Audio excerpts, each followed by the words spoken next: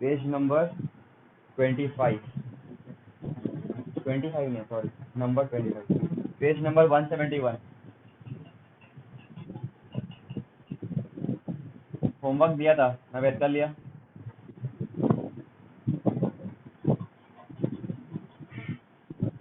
खदीजा तुम्हें last class में करोगे, कैसे करोगे?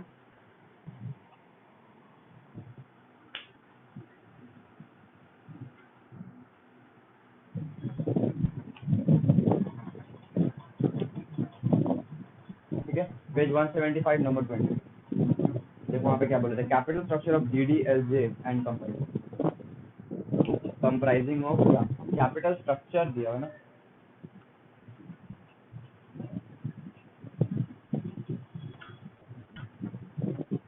क्या क्या है इसमें? 12% debenture, 9% preference share and equity. हम तो किया रिकॉर्ड, बट हम तुमको क्यों देंगे हम? Of rupees is in the proportion of, क्यों नहीं पता, नहीं बताइए, is in the proportion of 3:5। इसका ना प्रोपोर्शन दिया, मतलब क्या दिया मालूम है? वेट दिया है ना। क्या वेट है? 3:5, मतलब 3, 2 और 5, यही तो दिया हुआ, टोटल मेरा होगा 10, है कि नहीं? अच्छा ये वेट मत बोलो, इसको प्रोपोर्शन लिख देते। रेशियो दिया हुआ है ना, ये रेशियो दिया हुआ है, इसका हेल्प से तुम लोग वेट निकालो। चलो ये रेशियो है, हमारा प्रोपोर्शन है, इसका हेल्प से वेट निकालो। बताओ कितना कितना वेट आएगा?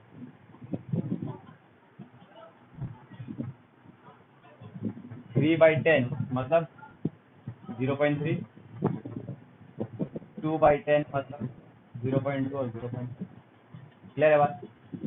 तो एक पुराना कैपिटल स्ट्रक्चर दिया हुआ है, इसमें डिवेंचर है, प्रेफरेंस शेयर है, इक्विटी शेयर है। ठीक है, उसके बाद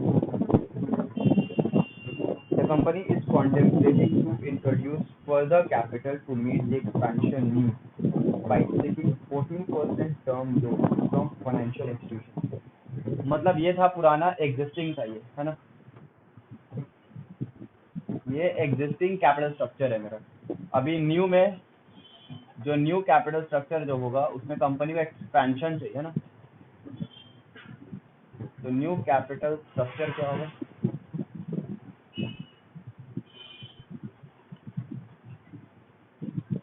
उसमें तुम्हारा वही 12% डेट डिवेंचर रहेगा, 9% प्रेफरेंस शेयर रहेगा, इक्विटी शेयर रहेगा, और एक नया ऐड हो रहा है ना यहाँ पे एक्सपेंशन के लिए, वो कितना है? 14% टर्म लोन रहेगा ना। क्लियर है बात यहाँ तक? ये मेरा नया कैपिटल स्ट्रक्चर है, तो इसका रेशियो क्या है वो देख लेते हैं। As a result of this proposal, the proportions of debt, preference shares and equity, because expansion अगर हो रहा है तो वो न्यू बन जाएगा। अभी इसमें नया ऐड हो गया तो ये नया बन गया ना। पहले पुराना में 3 लोग थे, पुराना, अब नया में 4 लोग होगा, तो ये नया बना ना। एक्सपेंशन तो हमेशा न्यू होता है, ऑलवेज। लेवरेज चैप्टर भी पढ़ा हम लोग, वहाँ पे भी किए कितना बार। प्रेजेंट और प्रपोज, तो प्रपोज में मेरा भैया चेंज हो गया अभी कैपिटल स्ट्रक्चर। तो यहाँ पे बोला है as a result of this proposal the proportions of debenture, preference and equity would get reduced by 110, 115 and 1/6 respectively. मतलब ये लोग एक्सपेंशन होने से क्या होगा, जो डिवेंचर था ना मेरा पहले, कितना था पहले डिवेंचर का? 3/10 था ना, ये घट जाएगा। कितना से घटेगा? 1/10 से घट जाएगा ना। तो अब कितना बच गया डिवेंचर, बताना मेरे को। ऐसे हम लोग तो 10 है क्या नहीं? 3 - 1 = 2/10 ना। अब ये रेशियो बन गया मेरा, ये रेशियो बन रहा है। क्लियर है बात? अभी इसको वैसे भी लिख लेते हैं। अभी प्रेफरेंस का अगर हम बात करें तो प्रेफरेंस कितना से घट जा रहा है? 1/15। पहले प्रेफरेंस कितना था मेरा? 2/10 था, अभी घट जा रहा है ये 1/15 से। तो एलसीएम कितना होगा बताओ, बताओ। 30 होगा एलसीएम। तो यहाँ 6 है ना, 6 और यहाँ पे 2, तो ये बन जाता है 4/30। क्लियर है। इक्विटी शेयर कैपिटल का अगर बात करें तो ये पुराना कितना था 5/10 और ये घट कितना दे रहा है 1/6। इसका भी एल्सियम 30 ही आता है, तो ये 3 5 3 50, यहाँ पे 5, तो ये कितना हो गया 10/30। तब ये 30 इसको भी 30 में कन्वर्ट करेंगे तो क्या क्या करेंगे बोलो। ऊपर भी 3 से मल्टीप्लाई करेंगे, नीचे भी 3 से मल्टीप्लाई करेंगे, है ना। तो 3 to the 6 और 10 to the 30। यहाँ तक क्लियर है कि नहीं, पहले बता दो। खदीजा और नवेद कोई प्रॉब्लम है देखो यहाँ पे जो पुराना है उससे बस जो बोल रहा है घट जाएगा तो माइनस है। और टर्म लोन क्या हो जाएगा, टर्म लोन हो जाएगा मेरा जितना से घटा उतना से इसको मिलेगा कि नहीं मिलेगा, 110 से मिल जाएगा, 115 से मिलेगा और 1/6 मिलेगा, है कि नहीं। अब इसके एलसीएम का बात करें तो इसका भी एलसीएम 30 आता है, तो यहाँ पे आ जाएगा 3 प्लस 110 115 160, ये जो घट रहा है ये टर्म लोन को मिल जाएगा। और यहाँ पे 5, तो ये कितना बन जाएगा 5 3 8 5 + 3 8 + 2 10/6। तो रेशियो क्या बन जाता है, अगर रेशियो का बात करें यहाँ पे अगर न्यू स्ट्रक्चर का, तो बन जाता है 6:4:10:10। समझ में आ रहा है यहाँ तक कि नहीं आ रहा, पहले बता दो। कोई दिक्कत नहीं है। अभी चलो वेट्स भी निकाल लेते हैं, वेट्स बता दो मेरे को। 6:4:10:10। तो वेट्स अगर बात करें तो इक्विटी शेयर का क्या वेट होगा, सबसे पहले इक्विटी नहीं डिवेंचर 12%, तो उसका वेट कितना हो जाएगा 6 बोलो 30, तो सॉल्व कर लो। फिर उसके बाद क्या आता है मेरा 9% प्रेफरेंस, ये कितना है 4/30, तो सॉल्व करो। फिर इक्विटी शेयर कैपिटल कितना है मेरा 10/30, तो सॉल्व करो। और टर्म लोन है मेरा, टर्म लोन कितना 14, 10/30। बताओ कितना आ रहा है वेट,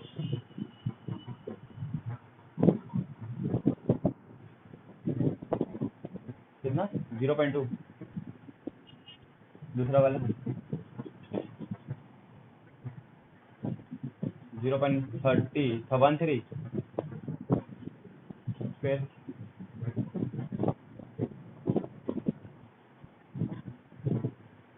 तो यहाँ पे भी वही आएगा, तो लेकिन इसको 1 बनाने के लिए 4 कर दूँ, ऊपर वाला 0.20 है, ये सब मिलाओगे तो 1 हो जाएगा। वेट्स आ गया, तो एग्जिस्टिंग का भी वेट्स आ गया, न्यू का भी वेट्स आ गया, ठीक है। अभी यहाँ पे बोला है in the light of the above proposal calculate the impact on weighted average cost of capital. Impact का मतलब होता है क्या असर पड़ रहा है ना। पुराना क्या था, नया ये लेने से क्या असर पड़ गया, पहले पुराना निकालना पड़ेगा, पहले पुराना निकालना पड़ेगा और ये लिया तो तुम क्या वेट्स हुआ, फिर नया weighted average cost of capital क्या हुआ, तो वही दोनों का देख के पता चल जाएगा क्या इम्पैक्ट पड़ रहा है, बढ़ रहा है कि घट। मतलब हाँ वो सोर्स वाला, मतलब तुमको पहले एग्जिस्टिंग का निकालना है और फिर न्यू का निकालना है। एग्जिस्टिंग का वेट है मेरे पास, न्यू का भी वेट है, बट अभी मेरा कॉस्ट नहीं है किसी का, मैंने है कि कॉस्ट निकालना पड़ेगा सबसे पहले। तो कॉस्ट का अगर हम बात करें तो रुको देखो यहाँ पे क्या बोलता है, calculate the impact on weighted average cost of capital assuming 50% tax rate. Expected dividend दिया हुआ तुम्हारा 9 रुपया पर शेयर। अब यहाँ से शुरू हो रहा है, एक्सपेक्टेड डिविडेंड मतलब D1 दिया हुआ है 9 रुपये, है ना, at the end of the year, and growth rate of dividend is 5%. G equals to 5%. उसके बाद no change in the dividend growth rate and market price of the share is expected after availing the proposed term loan. अच्छा यहाँ पे price नहीं दिया हुआ है, D1 दिया हुआ है.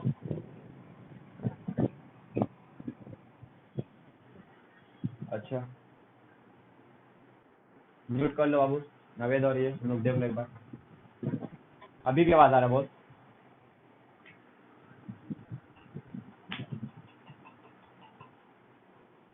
खदीजा अभी भी आवाज आ रहा है क्या? नवेद भाग गया फिर आया.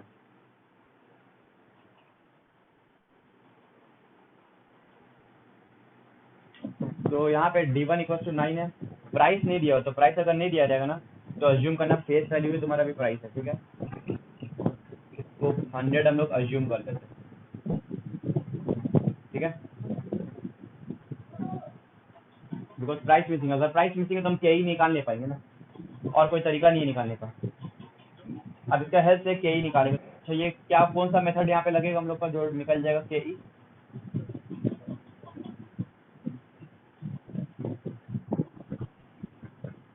डिविडेंड ग्रोथ मॉडल, ठीक है, तो इसका हेल्प से के का फॉर्मूला बता दो मेरे को, क्या फॉर्मूला?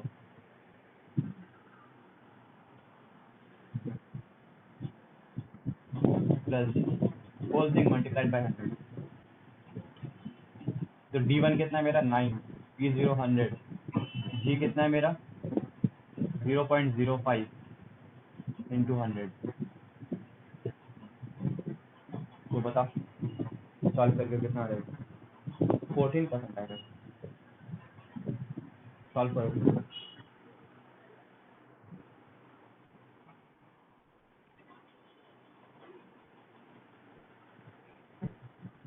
तो मेरा के ई आ गया, मेरा इक्विटी शेयर का आ गया मेरा. प्रेफरेंस और डिबेंचर के बारे में कुछ नहीं बोलेगा तो डायरेक्ट स्टार्ट कर देगा. तो के आई दिया हुआ मेरा 12%, है ना. टैक्स रेट इज गिवन कितना 50%. तो मेरा के डी कितना हो जाएगा 12 1 माइनस 0.5 इक्वल टू 6%. क्लियर है बात? के पी ये हमेशा आफ्टर टैक्स ही होता है 9%. टेंशन के बात ही नहीं. एक टर्म लोन आ गया यहाँ पे, इसको भी लिख देते हैं के टी, टर्म लोन को के टी, वो कितना है 14% है. तो ये भी तो लोन है कि नहीं? ये भी तो लोन है. लोन पे इंटरेस्ट होता है बिफोर टैक्स, तो आफ्टर टैक्स करने के लिए 1 माइनस 0.5, तो ये बन जाएगा 7%. सबका कॉस्ट भी निकल गया, है ना. क्लियर है बात यहाँ तक? चलो अभी क्या करना है हम लोग को?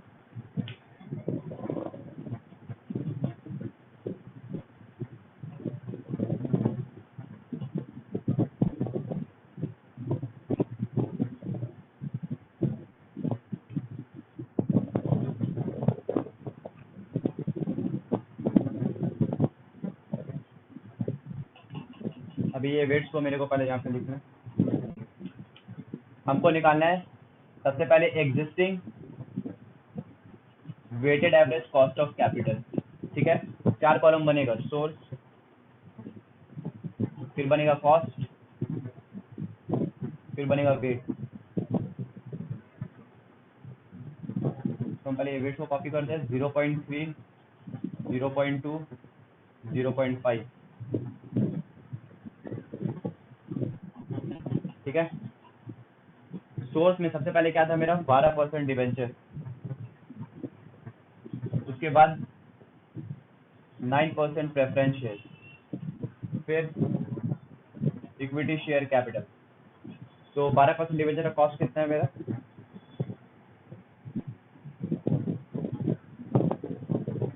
बोलो.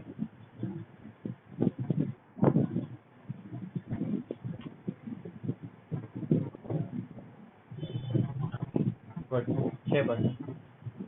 और प्रेफरेंस शेयर कितना है मेरा?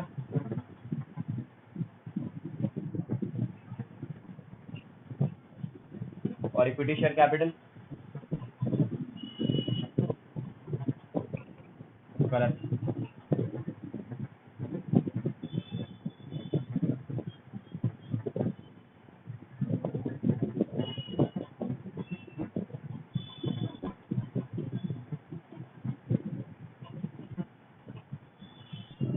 यही तो जवाब नहीं दे पा रहा, क्या पढ़ रहा था समझ में नहीं आ रहा।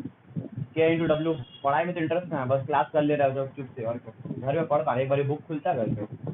के इंटू डब्ल्यू, तो 6% इंटू 0.3 होगा कितना 1.8, 9 इंटू 2 1.8, 14 इंटू 0.5 7, सबको जोड़ देंगे कितना हो जाएगा 9, 10.6।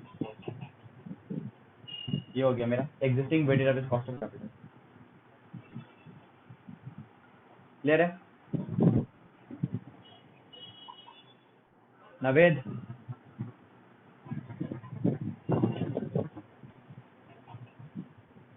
हाँ क्लियर है तुमको?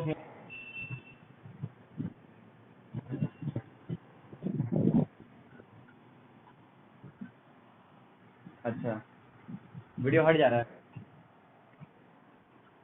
हम दे देंगे रिकॉर्डिंग, देख लेते अभी, लेकिन करो इतना ही। New weighted average cost of capital, तो इसमें वापस से बनाना है मेरे को 4 कॉलम, सोर्स, कॉस्ट, वेट,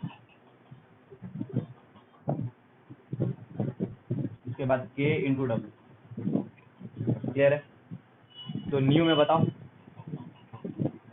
वापस से सेम सोर्स पहले लिख लेते हैं। 12% डिवेंचर है मेरा, अमन है कि भाग गया? 9% प्रेफरेंस।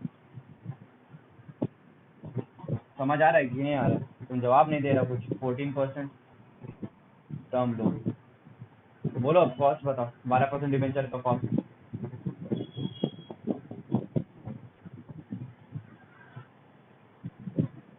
14 की होगा, 6% में होगा।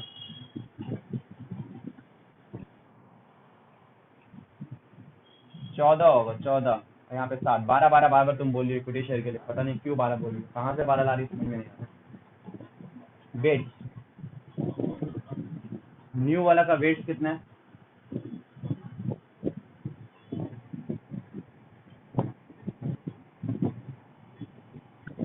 0.23, 0.13, 0.33, 0.34, मल्टीप्लाई करो और बोलो कितना आ रहा है।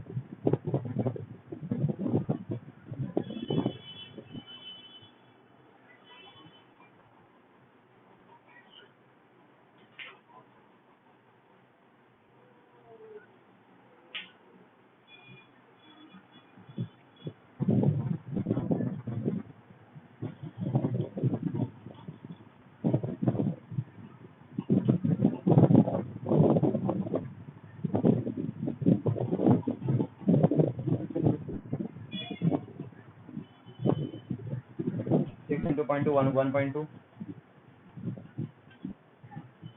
9 into 1.17 है ना, 14 into 4.62, 7 into 0.3 2.38, जोड़ दो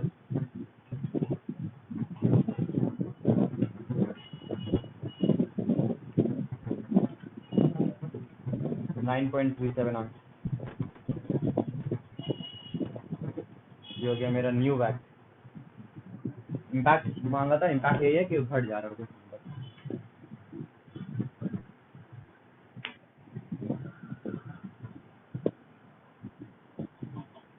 चूज करने के बाद नहीं, आप बस इम्पैक्ट मांगा, मैंने तुम्हें दिखाना है, तो लिख दो तुम यहाँ पे इम्पैक्ट ऑफ 14% टर्म लोन,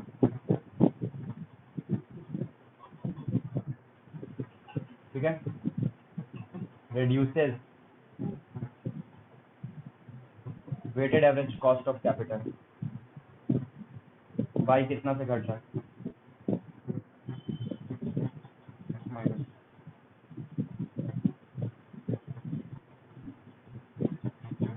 कितना से घटा दे रहा है 1.23%।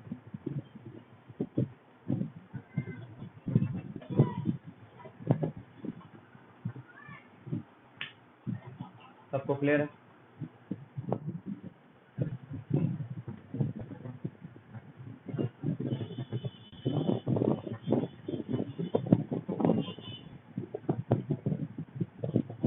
से एक बार हम लोग रिवीजन कर लेते हैं इक्विटी शेयर कैसे निकलता है, KE कैसे निकलता है।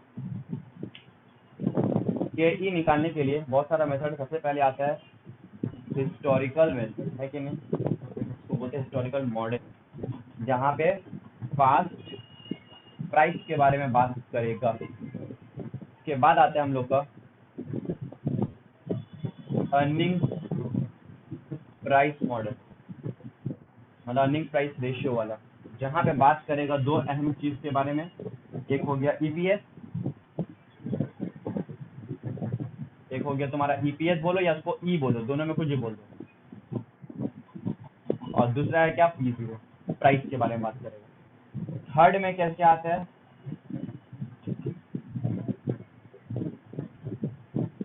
डिविडेंड ग्रोथ मॉडल, ठीक है। तो डिविडेंड ग्रोथ मॉडल में अहम क्या है, सबसे पहले डिविडेंड, उसको क्या बात है, वो है डिविडेंड। कौन सा डिविडेंड, एक्सपेक्टेड डिविडेंड। दूसरा क्या बात है यहाँ पे, प्राइस। तीसरा क्या बात है यहाँ पे, डिविडेंड प्राइस, और यहाँ पे ग्रोथ होना चाहिए, डिविडेंड ग्रोथ मॉडल, ठीक है। तो ताकि ये मेरा यहाँ से KE निकल जाता है। फोर्थ पॉइंट मेरा, फोर्थ मेथड क्या है मेरा, अर्निंग्स,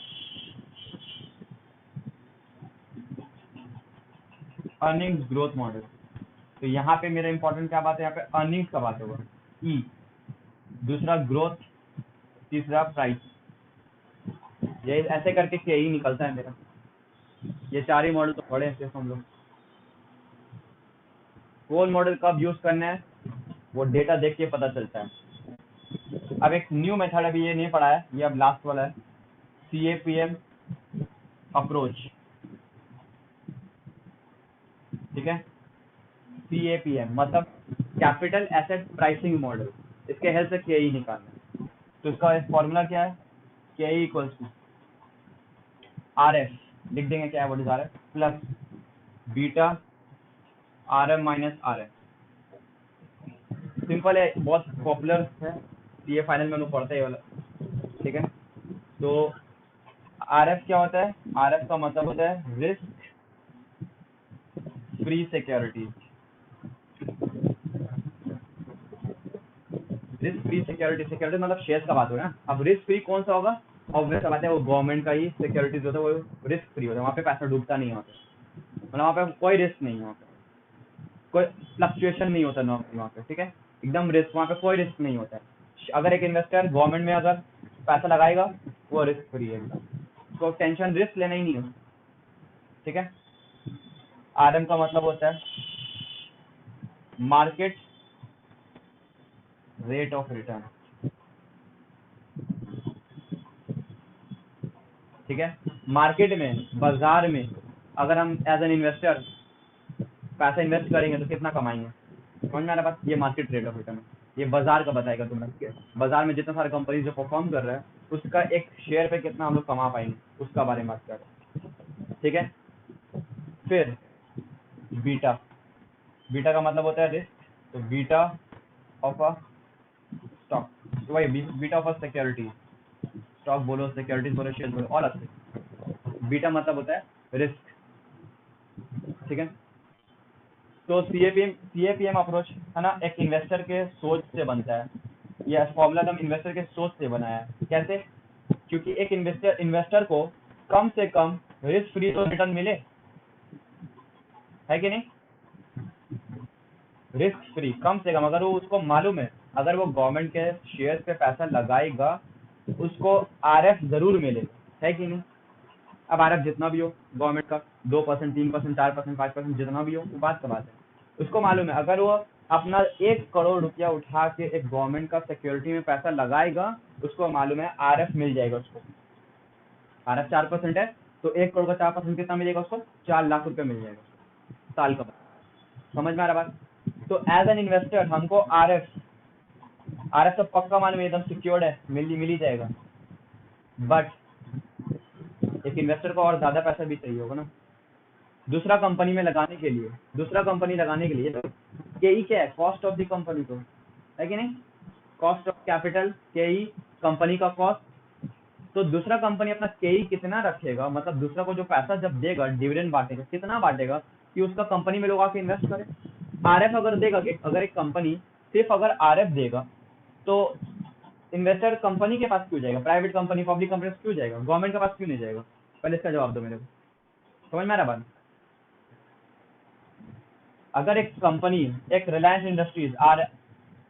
इंडस्ट्रीज लिमिटेड, अगर ये अपना केई का कॉस्ट जो रखा है सिर्फ आरएफ रखेगा, ठीक है, सिर्फ आरएफ, मतलब आरएफ चल रहा है बाजार में, सपोज भाई अगर कोई भी गवर्नमेंट को उठा लो, सपोज 6% चल रहा है, अगर 6% रिटर्न दे रहा है अगर रिलायंस इंडस्ट्रीज लिमिटेड, तो हम भाई रिलायंस में पैसा तो कभी नहीं लगाएंगे, हमको मालूम है 6% तो भाई मेरे को गवर्नमेंट कंपनी से भी मिल जाएगा, तो हम 6% पे क्यों रिलायंस पे पैसा लगाएंगे, बोलो, ठीक है?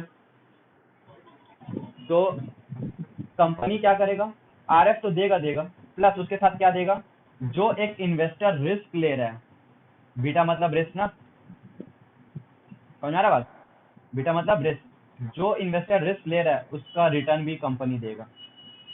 तो रिटर्न क्या, कैसा रिस्क, मार्केट से जितना तुम्हारा, मार्केट में जितना भी चल रहा है उससे माइनस हो जाएगा तुम्हारा रिटर्न, रिस्क फ्री माइनस करके, बीटा होता है एक इंडस्ट्री का एक एवरेज रिस्क होता है, उससे मल्टीप्लाई करके, जो बीटा मतलब एक इंडस्ट्री, कौन सा industry, petrol industry, hotel industry, hospital industry, ठीक है, कोई भी इंडस्ट्री, जो इंडस्ट्री में तुम्हारा कंपनी काम करता है उस रिस्क का, उस इंडस्ट्री का, ठीक है, वो रिस्क से तुम्हारा मार्केट से तुम्हारा माइनस करके जो भी आएगा रिटर्न, मल्टीप्लाई करके वो रिटर्न तुमको कंपनी देगा। बात समझ में आया? मतलब ये फिक्स है, आरएफ मिलेगा तुमको, ये फिक्स है, साथ में क्या मिलेगा तुमको, ये तुमको रिस्क भी मिलेगा, बिकॉज तुम एक कंपनी में पैसा लगा रहा है, उसका रिस्क का तुमको पैसा मिलेगा। समझ में आया बात?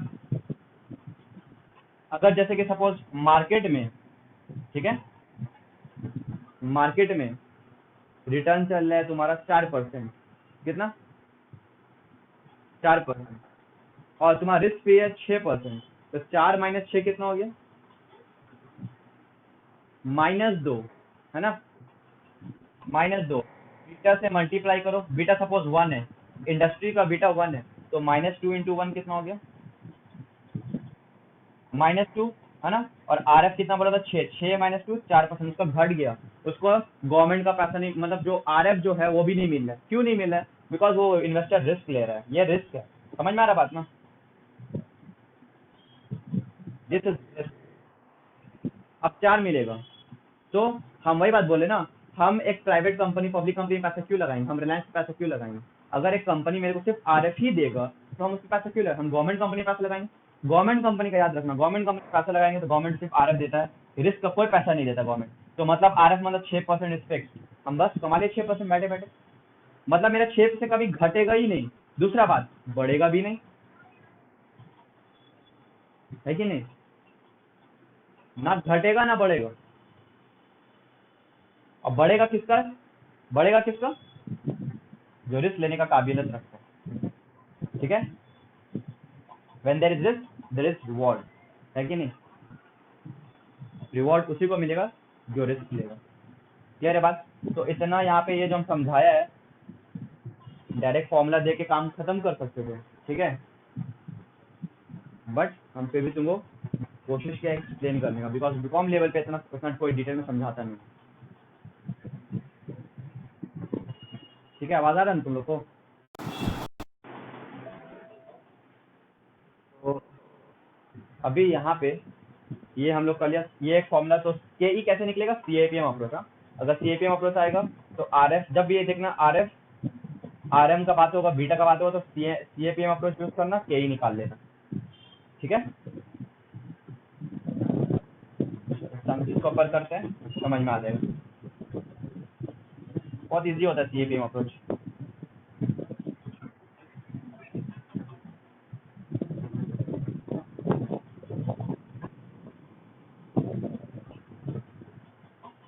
स्टार्ट नहीं करो, यहाँ देखो, ये था मेरा 25 का लेना, हाँ, अच्छा देखो ना, नंबर 26 दिखाई दे रहा है तुम लोगों को, प्रॉब्लम नंबर 26 दिखाई दे रहा है, हाँ, उसको क्रॉस कर दो, वो सी ए फाइनल का वो नहीं करना है, ठीक है, हम लोग करेंगे अभी 27, प्रॉब्लम नंबर 27, पेज 173, जल्दी एक सम कर ले, बिकॉज 5 मिनट में वीडियो खत्म होने वाला है। रिकॉर्डिंग खत्म होने वाला है, ये मीटिंग 173 का 7 मिनट 20। देखो क्या बोला, using CAPM approach find out the cost of equity of company. बोला CAPM अप्रोच तुम यूज करो, ठीक है, और KE निकाल के दे दो, यही बोला ना, कॉस्ट ऑफ इक्विटी, जिसका बीटा कितना बोला है 1.5 बीटा, और रिस्क फ्री रेट RF दिया हुआ कितना 6%, RM दिया हुआ है कितना 12%, है ना। तो चलो तुमको बोला KE निकालने, कैसे निकलेगा KE बताओ मेरे को जल्दी। हाँ, मार्केट रेट मतलब रिस्क है, तो RM मतलब market rate of return, RM का मतलब होता है मार्केट रेट ऑफ रिटर्न, तो KE निकाल के दे दो मेरे को। मतलब ये होता है, देखो रिस्क फ्री जो है 6% चल रहा है, मतलब पैसा लगाएंगे गवर्नमेंट में 6% कमाएंगे, मार्केट में लेकिन 12% चल रहा है। लेकिन बाबू ये 12% जरूरी नहीं तुमको ऐसे फ्री में बैठ के बैठे मिल जाएगा, ये 12% कमाने के लिए ना there is risk also, risk of beta that is 1.5, risk of a industry, ये 12% कमाने के लिए 1.5% 1.5 का तुमको रिस्क भी उठाना पड़ेगा। समझ में आ रहा बात? अगर ये मार्केट कम हो जाता तो तुमको अवार्ड भी लग सकता है। तो के क्या होगा मेरा, जल्दी बोलो, फॉर्मूला क्या है जल्दी बताओ। RF plus beta RM minus RF, ये तो फॉर्मूला है मेरा। तो RF हो गया 6%, और बीटा कितना है 1.5, RM मेरा कितना 12% माइनस 6%, तो कितना आ रहा है बोलो 9.36। गलत हो रहा है, पक्का सही है, हमको तो गलत लग रहा है। बाबू ऐसे नहीं किया जाता है, पहले इसको सॉल्व किया जाता है, ब्रैकेट है